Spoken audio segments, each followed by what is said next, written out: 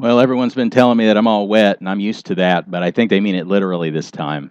Um, at any rate, it was kind of a soggy trip from back there where my office is to here, so I apologize for my appearance. It was the choice between either run or get wet, and I chose get wet. So, at any rate, we're continuing in Luke this morning, and we're continuing to wrap up in Luke, and we're in chapter 23, and really holy ground, kind of the pinnacle of this gospel as we get to the crucifixion of Christ. And before we get into that, I just want to share a quote, and really to my shame, I found myself using this one a couple of weeks ago. No good deed goes unpunished. It's pretty cynical, isn't it? And yet, maybe we feel that way from time to time.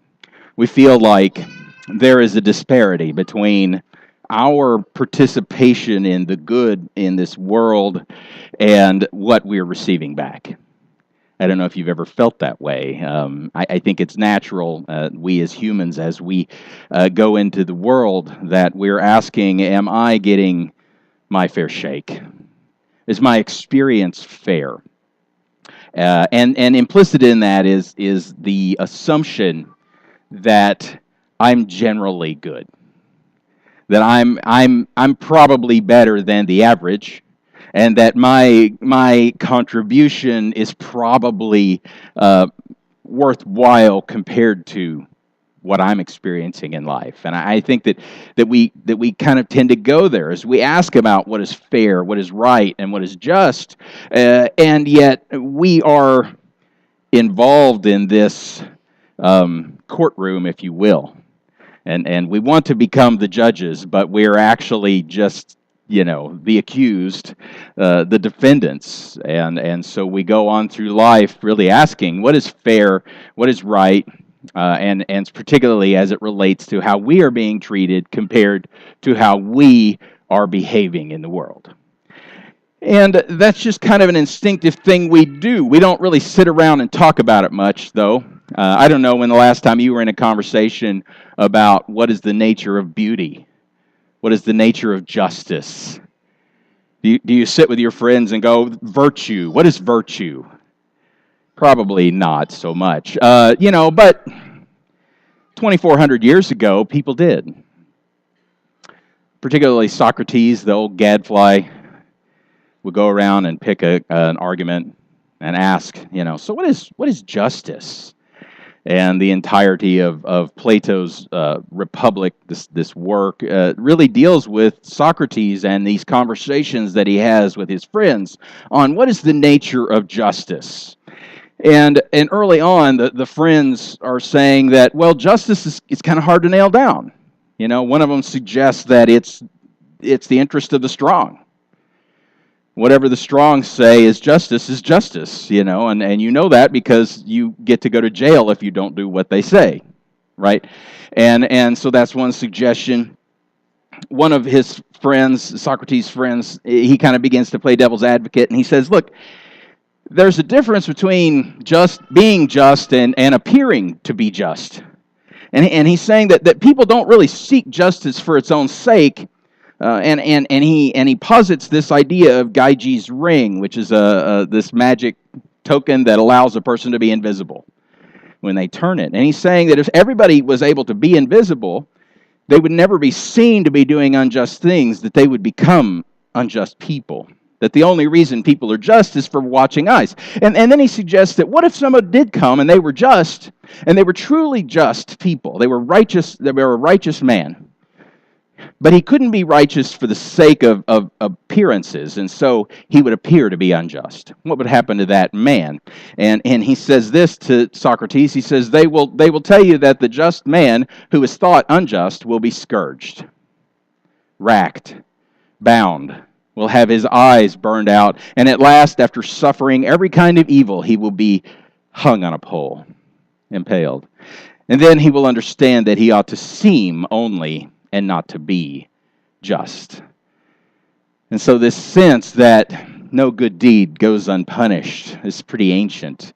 This idea that someone who is truly just, not for appearance's sake, but for the sake of justice itself, will suffer And that's the idea. And we cringe at that, and that's a struggle. We wouldn't want to be treated that way, right? And yet there's a point to be made, and it's actually made in the Old Testament in the book of Job, where God, the sons of God are appearing before God, these angels, and Satan is there as well.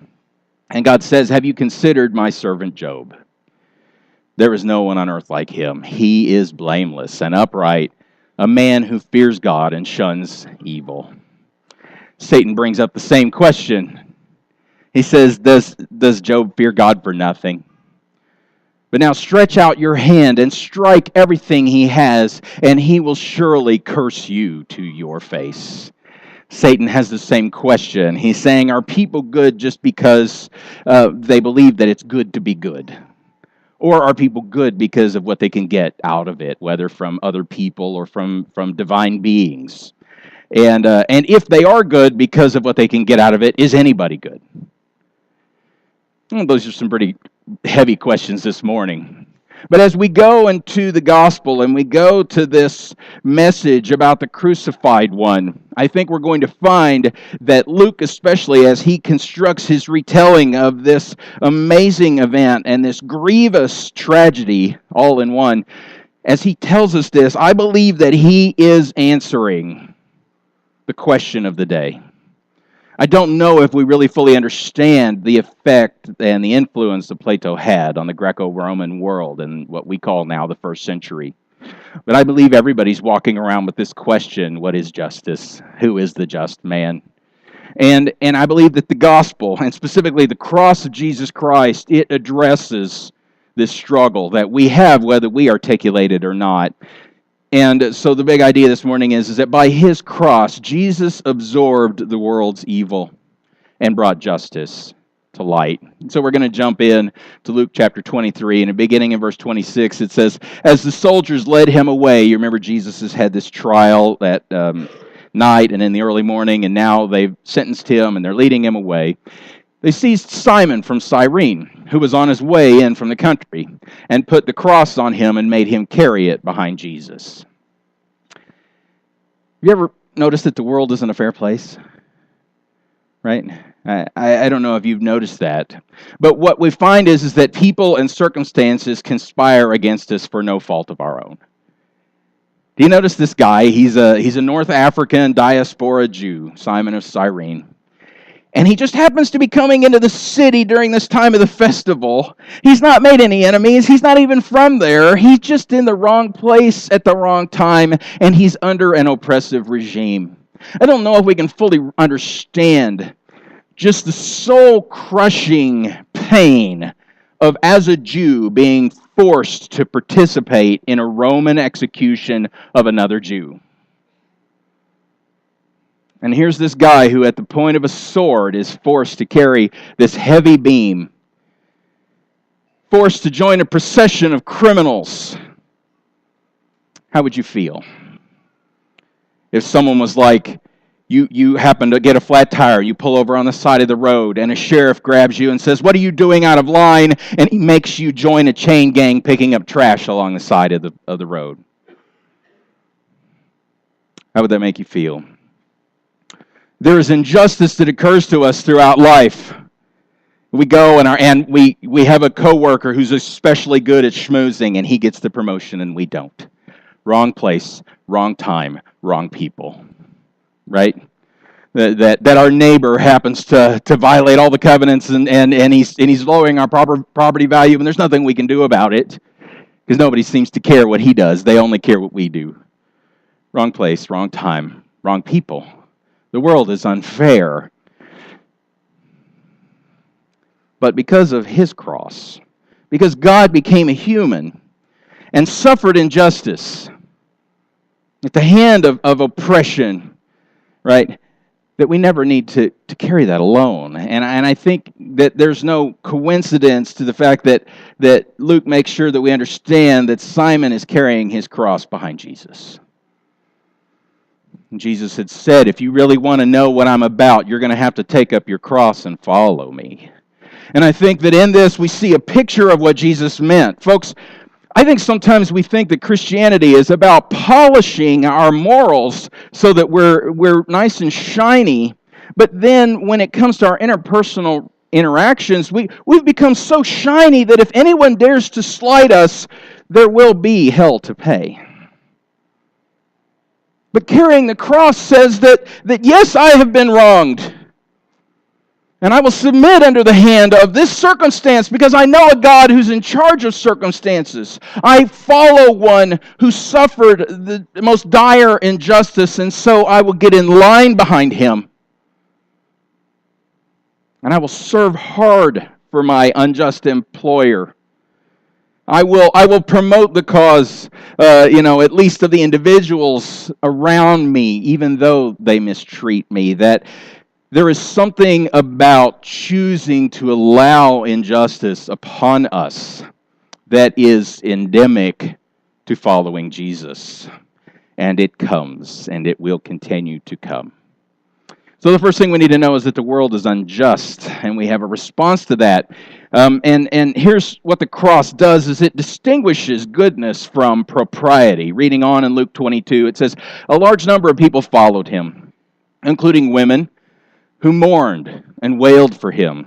Jesus turned and said to them, daughters of Jerusalem, do not weep for me. Weep for yourselves and for your children, for the time will come when you will say, blessed are the childless women, the wombs that never bore, and the breasts that never nursed. Then they will say to the mountains, fall on us, and to the hills, cover us. For if people do these things when the tree is green, what will happen when it is dry? First thing I want to notice out of this is a lot of our goodness is just simply cultural propriety. We send the note because that's what it's expected. We show up and do the thing because we don't want people to think we're uncaring. And these women were a part of a Middle Eastern culture that said when somebody is being led to their execution, you go and you wail and you mourn, because that's the appropriate thing to do. You simulate concern and compassion because that's the appropriate thing to do. Unfortunately, our evil can also be cultural. Jesus proclaims a judgment on these women, on their children. And the reason he proclaims the judgment on them, even though these children have not even yet been born, is because there's a judgment on their society. And folks, we've got to be really careful. Because if we're doing what's socially appropriate, because it's socially appropriate, we're probably participating in the evil of the society as well. And the judgment will come, and it will be just. And so he says, he calls them the daughters of Jerusalem. You remember earlier in Luke 13, he said, oh, Jerusalem, Jerusalem. See, he's dealing with them as a monolithic entity. You who kill the prophets and stone those who are sent to you, how often I have longed to gather your children together as a hen gathers her chicks under her wings, and you were not willing. Folks, when we are concerned with propriety, what we tend to find is that we're constantly gauging our morality by the people around us. Well, I'm just as honest as them, and I'm just as hardworking as him, and I'm just as generous as her. And we don't realize that this whole crowd is going over the cliff. What does God expect of us in Hosea chapter 2, verse 2a? He says, rebuke your mother, Israel. Rebuke her, for she is not my wife, and I am not her husband. Israel had fallen into a state of religiosity without honest devotion to her husband. And her children were the concern because they had brought this profaned religion. And what God expected was for somebody to stand up and say, this isn't good. It's not culturally appropriate to call out the stuff around us.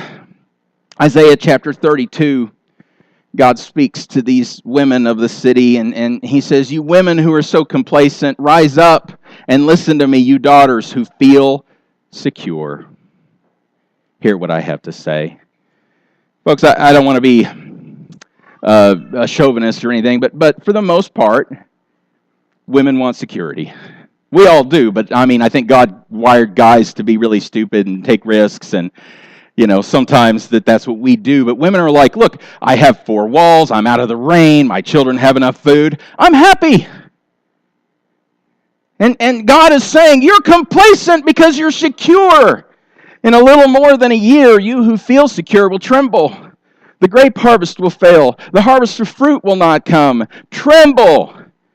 You complacent women, shudder. You daughters who feel secure, strip off your fine clothes and wrap yourselves in rags. Folks, can we look around and say that people are suffering around us, that there is injustice in our society, and that as we are soaking up the blessings that others are suffering, it's hard to notice that. And yet he's saying we need to call it out. It's not enough to just go along and be generally okay, relatively speaking. Because God doesn't need the things that we're counting on to secure us. He says, the Lord's justice will dwell in the desert. His righteousness will live in the fertile field. God's saying, you know what, you're counting on your walls, you're counting on your infrastructure, but I am looking for justice. And if I have to demolish your walls and crush your infrastructure so that you're sitting together in a field, but you're taking care of each other, that's what I'll do. And so, what we often call righteousness is just us trying to look good according to our culture. And when we do that, we will be led to judgment with our culture. Because an incurable evil grows behind a veneer of propriety. When everyone says, what a great guy, we forget to look in here. And that deception can become so thorough that there's really zero hope for any kind of remediation, and God brings judgment. And so he says that he's going to say to the mountains, people are going to say to the mountains, fall on us, and the hills cover us. And he's quoting from Hosea. In Hosea chapter 10, verses 2 and verse 8, it says, their heart is deceitful, and now they must bear their guilt. Folks, if we're counting on being relatively good according to our culture, we're going to be fooled into thinking that we meet God's muster. And he's saying their heart has deceived them, and now they're going to have to bear their guilt. Why? Because they don't know to repent. The Lord will demolish their altars and destroy their sacred stones. The high places of wickedness will be destroyed. It is the sin of Israel. Thorns and thistles will grow up and cover their altars. Then they will say to the mountains, cover us, and to the hills, fall on us. I think there's a degree to which people would rather be concealed from God than to be rescued by Him. And I think that when they say, please, hills, fall on us, they want to remain in their self-deceit, even if it means destruction. And finally, suffering will reveal the true nature of proper people. You want to find out what people are really like? Let it all go south. You read and stories and see movies of people who've come under an oppressive regime, and they're living in a concentration camp, and everyone begins to turn on each other. And they begin to exploit one another and to betray one another just so they can survive. And every so often there's that one person that shows that they really were a person of faith. But for the most part, when things go south, when there is suffering, our eyes begin to completely come in on ourselves. And so Jesus says that if people do these kinds of things when everything's okay for them, what are they going to do when it's bad? And you know what? That's what happened. Probably the most destructive thing that happened in Jerusalem was that when the Roman armies came around them in around 67, they began to consume one another. 3 factions began to war within the city, fighting over resources, fighting over power. They were destroying themselves from the inside as this beautiful shell is on the outside. And Jesus is saying, that's who you're living around. Those are the good people. Those are the people who look nice and shiny. And when it goes south, they're going to consume one another. How can Jesus be so critical of others? I'll tell you how. Because he's sitting there he's standing there walking to his death. And he turns in concern for those who are supposedly grieving for him. And he says, you guys need help. Something bad is coming your way. I'm concerned for you. What would it be like if someone sent us, we had something tough happen and someone sent us flowers. And we sent it back and say, don't send me flowers. You're the one that needs help. Jesus didn't have a concern for cultural propriety. He had a concern for the will of God. He had a concern for the salvation of people. And so he didn't turn and say, oh, well, thank you guys so much. This is so thoughtful for you to come out.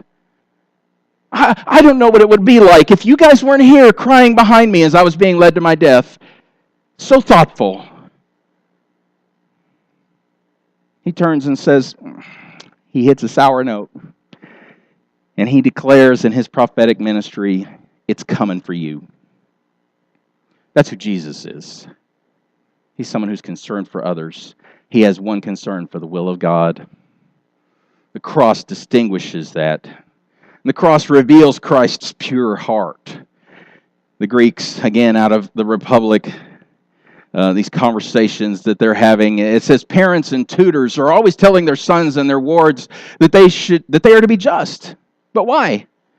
Not for the sake of justice, but for the sake of character and reputation, in the hope of obtaining for him who is reputed just some of those offices, marriages, and the like, which Glaucon has enumerated among the advantages accruing to the unjust from the reputation of justice. More, however, is made of appearances by this class of persons than by the others, for they throw in the good opinion of the gods, and they will tell you of a shower of benefits of the heavens.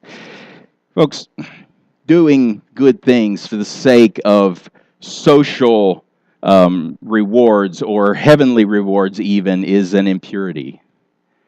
It's not justice, it's just self-serving.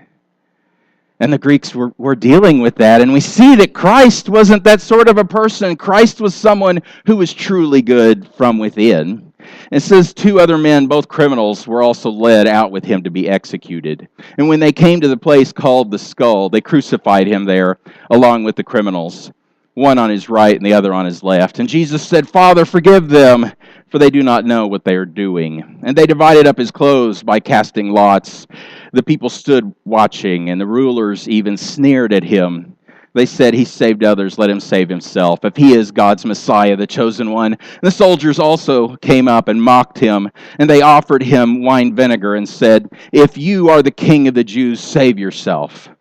And there was written a notice above him which read, this is the King of the Jews. The question is, will someone be just even when they are not receiving the reward of the just? And I want to look at what happened to Jesus. First, he's blamed. Folks, I've not been in trouble with the law, not serious trouble with the law. It's one of my nightmares, actually. Dreaming that I'm being led away and I did it.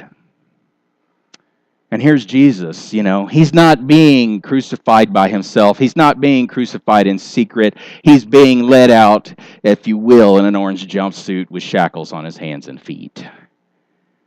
That he is someone who has been sentenced to death as an offender, though he is innocent.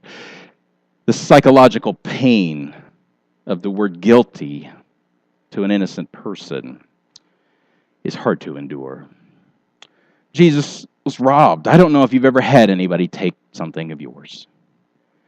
It's not about the stuff. There is a theft of personhood that goes with it.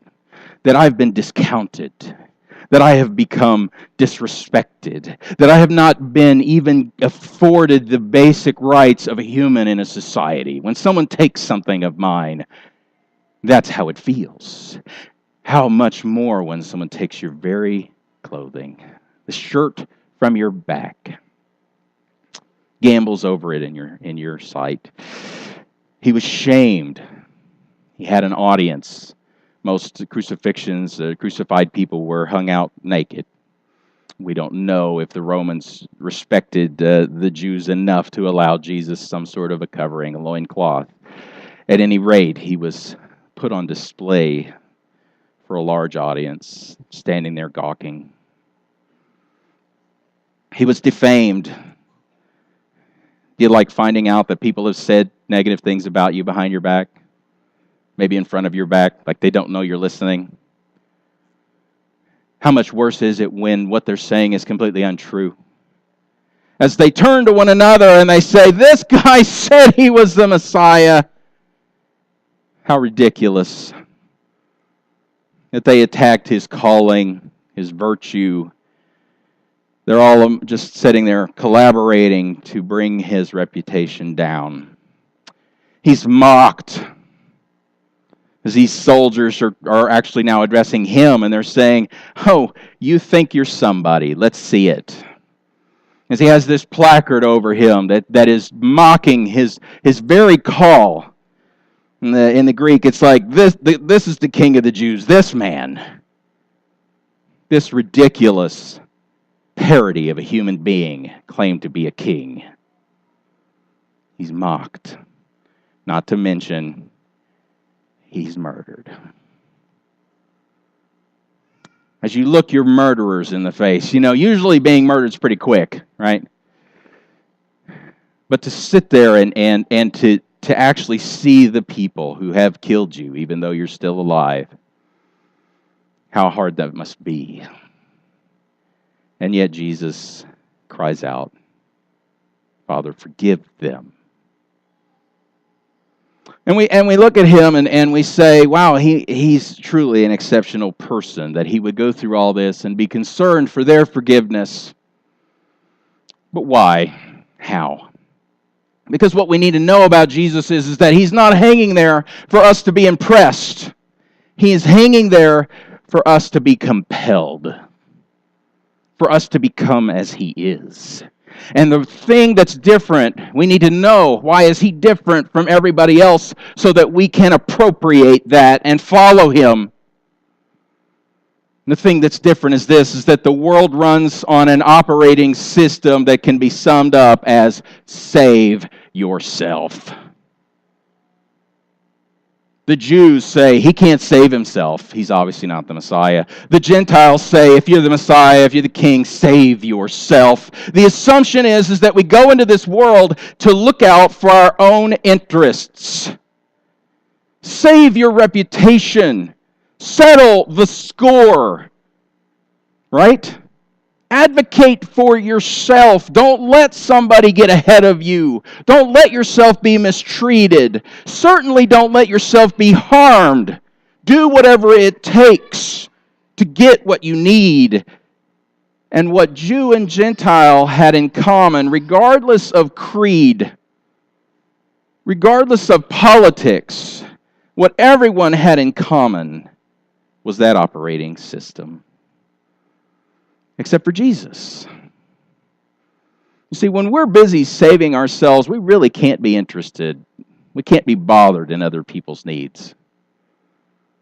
And yet Jesus was only concerned with the needs of others. And why is that? It's because of this word. Jesus addresses God twice throughout this, and both times he says, Father. You want to know why Jesus didn't have to run on that operating system? Because he had someone looking out for his interests. And we can be as he is. The cross of Christ can purify our hearts as well. Reading on in Luke 23:39-43, it says, one of the criminals who was hung there hurled insults at him. Aren't you the Messiah? Save yourself and us. But the other criminal rebuked him. Don't you fear God, he said, since you are under the same sentence? We are punished justly, for we are getting what our deeds deserve, but this man has done nothing wrong. And then he said, Jesus, remember me when you come into your kingdom. And Jesus answered him, truly I tell you, today you will be with me in paradise. Self-salvation is spiritual pollution. It is the essence of sin. When I go out into the world and I ask, How am I doing morally? Am I good enough for God? Have I checked my boxes? Here's the tragic irony is that the minute I begin to wonder if I'm cutting muster, I've indulged in the very essence of sin. What was that issue at the garden? What was the problem at the garden in Genesis chapter 3, verses 4 through 6a? The Satan says to the woman, "Certainly you won't die," the serpent said, for God knows that when you eat it from it, your eyes will be opened, and you will be like God, knowing good and evil. And when the woman saw that the fruit of the tree was good for food and pleasing to the eye and desirable for gaining wisdom, she took some of it and she ate. She's saying, look, if I can figure out how to manage life, I can avoid what's painful and negative, and I can pursue what's pleasant and positive, and I won't need God. Self-salvation. Ironically, in the Republic, Socrates gives us this advice: let each one of us leave every other kind of knowledge and seek to follow one thing only, if peradventure he may be able to learn and may find someone who will make him able to learn and discern between what? Good and evil. And so to choose always and everywhere the better life as he has opportunity. Self-salvation, it's our instinct.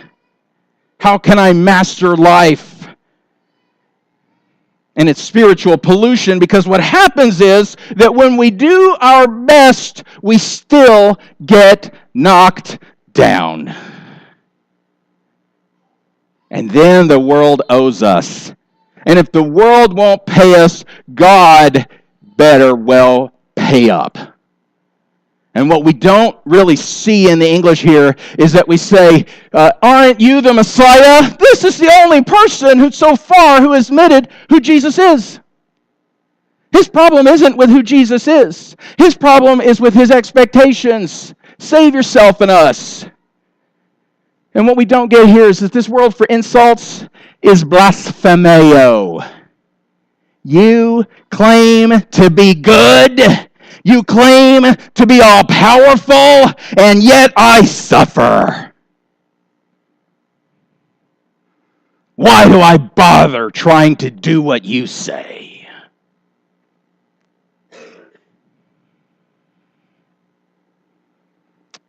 And we have entered into a demonic realm. Good, moral, church-going people who do all of that to make sure they're going to get to heaven and that life is going to at least not destroy them. And we become the very enemies of God. But Jesus' purity, it demonstrates our defilement. That we are polluted with this idea that life is about me avoiding what's bad and getting what is good. That is the pollution of sin. It doesn't matter what other specific crimes we've committed. And Jesus is the one to show us that. And the other thief, he sees it. And he says, don't you fear God. Folks, if there is a creator of the universe out there, how dare we critique his approach to our lives? There is a lack of fear, and is inappropriate because he is holy. And so he commands Abraham to sacrifice his son, his only son, his Isaac, whom he loves. And Abraham complies. And when he does, God cries out and says, do not lay a hand on the boy. Do not do anything to him. Now I know that you fear God, because you have not withheld from me your son, your only son.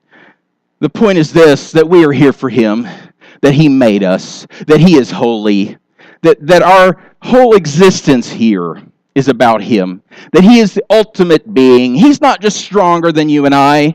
Folks, he is ultimate. And should he require of us something that we feel is completely unfair, it does not matter. He's God, and we are not. And so Jesus comes to be the one innocent person who does not deserve any of this, to show us what it looks like to fear God. And the Hebrew writer in the older language, the American Standard, in Hebrews 5:7, it says, who in the days of his flesh, Jesus, having offered up prayers and supplications with strong crying and tears unto him who was able to save him from death, and having been heard for his godly fear. Jesus came to show us what it means to fear God. See, because the thief said, look, we're here because we deserve it. He's chosen to be here. He's chosen to be here simply because it was the will of God. He's showing us what it means to fear God. Because, folks, if we're going to obey God right up until the point at which we think it's fair, then we're just our own God. There's no such thing as God in our world. But if God can say, I want you to die on a cross, even though you're the only innocent person to ever live, and we say, not my will, but yours be done, we have come to understand the fear of God, and we have come to announce to the world the fear of God. And this thief who knew he deserved what he was getting recognized the fear of God. How many times do we suffer and we say, why me? Folks, our implication is that God He is not running the universe in a way that is fair when we do that. We have gone out of phase with the way things are. Chuck Colson says this in his book, Loving God. He says, and therein lies the crucial distinction between the two thieves. It had nothing to do with their crimes, their moral values, their relative goodness or badness of their lives. In fact, Scripture suggests the irrelevance of these criteria by the stark lack of detail describing their lives. The distinction was that one recognized his own sin. His reply to the other, we are punished justly, for we are getting what our deeds deserve. But this man has done nothing wrong, is one of the purest expressions of repentance in all of Scripture. Folks, it doesn't matter what you've done relative to somebody else. If your operating system to life is, how do I avoid the evil and get the good? You're back at the garden. The very essence of sin is in our hearts. But when we know that we've committed that sin, and we find that we deserve the judgment, we can find freedom. Because then we can count on His goodness, not our own. And we're cleansed from our impurity.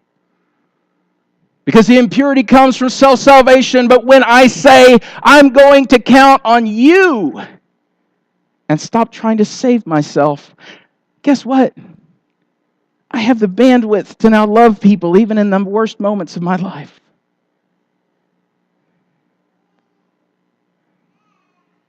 The thief says, Jesus, remember me when you come into your kingdom. I think the thief was a Jew. I think he was familiar with the story of Joseph in prison. And Joseph, as he's given this dream to the cupbearer, he says, within 3 days, Pharaoh will lift up your head and restore you to your position. And you will put Pharaoh's cup in his hand just as you used to when you were his cupbearer. But when all goes well with you, remember me. And show me kindness. And mention me to Pharaoh. This thief is the only one who knows that this is not the end for Jesus. He says, you're going to get promoted, Jesus. You're going to be put right back at the right hand of the Father where you belong. And when you go there, will you please remember me? And show me kindness, though I don't deserve it. I think he remembered Isaiah 53:12. It says, therefore I will give him a portion among the great. Speaking of the suffering servant, and he will divide the spoils with the strong, Messiah will, because he poured out his life unto death and was numbered with the transgressors. I think this guy put two and two together and said, here's an innocent man hanging between us two criminals. For he bore the sin of many and made intercession for the transgressors. Do we understand that he is our hope? When we can give him everything, we can finally be concerned for other people. Be with him because of relationship. Finally, God the Father has made his sun to shine in the deepest darkness. It was about noon, and the darkness had come over the whole land until 3 p.m. And for the sun had stopped shining, and the curtain of the temple was torn in two. Jesus called out with a loud voice, Father, into your hands I commit my spirit. And when he had said this, he breathed his last. The centurion, seeing what had happened, praised God and said, surely this was a righteous man. When all the people who had gathered to witness this sight saw what took place, they beat their breasts and went away, but all those who knew him, including the women who had followed him from Galilee, stood at a distance watching these things. Judgment on Israel opened the way to the Gentiles. Jesus had told these women, hey, it's going down. And Amos had foretold in Amos chapter 8, he says, in that day, declares the sovereign Lord, I will make the sun go down at noon and darken the earth in broad daylight. I will turn your religious festivals into mourning and all your singing into weeping. Folks, when we turn religion into self-salvation, it incurs God's wrath. And he will punish it. I will make all of you wear sackcloth and shave your heads. I will make the time like mourning for a who? An only son. And the end of it like a bitter day. So God is announcing that Israel, because you've done this, I'm going to punish you in this way, and he did. But what happened simultaneously was that curtain that kept the world out from the presence of God was ripped in half. And Amos continues on in Amos 9, 11 and 12. It says, in that day I will restore David's fallen shelter. See, David is a worshiper king. Jesus is the son of David. And I will repair its broken walls, and I will restore its ruins, and I will rebuild it as it used to be, so that they may possess the remnant of Edom. And all the nations, by the way, James quotes this when they're trying to settle whether Gentiles have to be circumcised. And James quotes this, and he says, the nations that bear my name are going to come in, declares the Lord, who will do these things. And it started on that very day. Again, Luke is not wasting words. And in the same moment, when all this happens, the centurion says, this was a righteous man.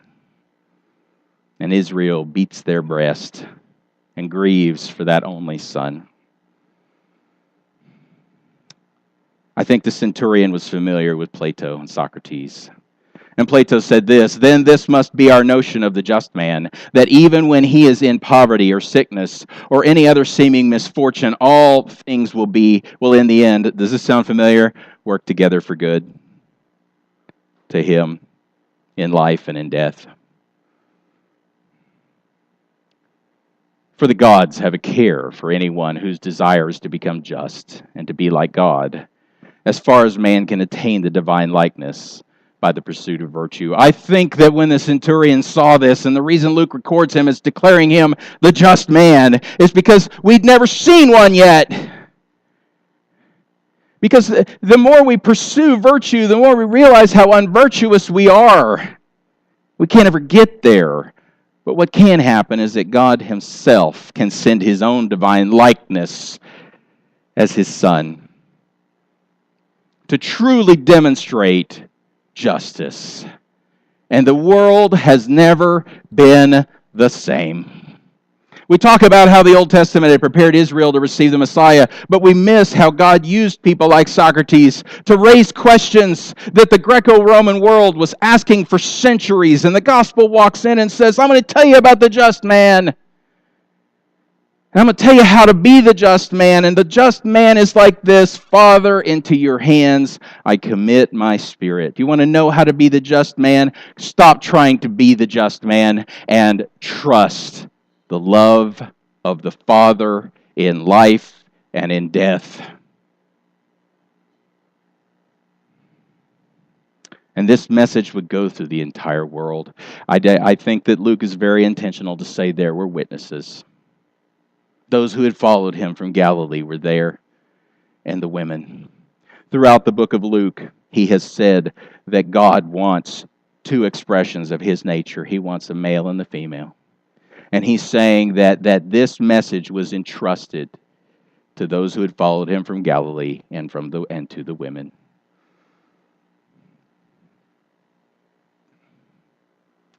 Truly, this was the righteous man. And we can follow him, taking up a cross, entrusting our future, entrusting our very lives, should it be taken from us, into the hands of a loving Father. Here's some suggestions for sharing life. You can put these in practice, or maybe God is speaking something else to you. The first thing is take root. It's just how this is going to go from here to here. Deny yourself and take up your cross. When I say deny yourself, I'm not saying don't do things you enjoy. I'm saying quit trying to legislate fairness in your own life. That's what it means to take up the cross. To love persistently. To stop keeping accounts and just love. And we'll find that we're in his company. To bear fruit. This has to do with how our relationships are going to be affected by this gospel, whether it's our work relationships, our community and family, home. Seek the good of those around you, especially those who offend or mistreat you. Boy, that's a hard pill to swallow, isn't it? That's what justice is. Because when we do good for those who are going to return it, like Jesus says, we're not really pursuing good, are we? Grow. This is when we share with the next person. Folks, Paul said that Jesus has been made for us. Christ crucified has been made for us wisdom from God. You will run into people who say, I don't know why this is happening to me. My life is so unfair. I am at the end of my rope. And I have not been where you've been. But I can say that the cross is the answer. And when you know people who all they do is just thrive on drama, you can say, well, what you need to do is look at Jesus. He suffered. He was innocent. I'm not saying you're not right in this situation and the other person's not wrong. I'm saying it does not matter. You call them to surrender to him. That's the message for this morning. I'm going to pray for us really quickly, and then Adam's going to lead us in 3 songs. If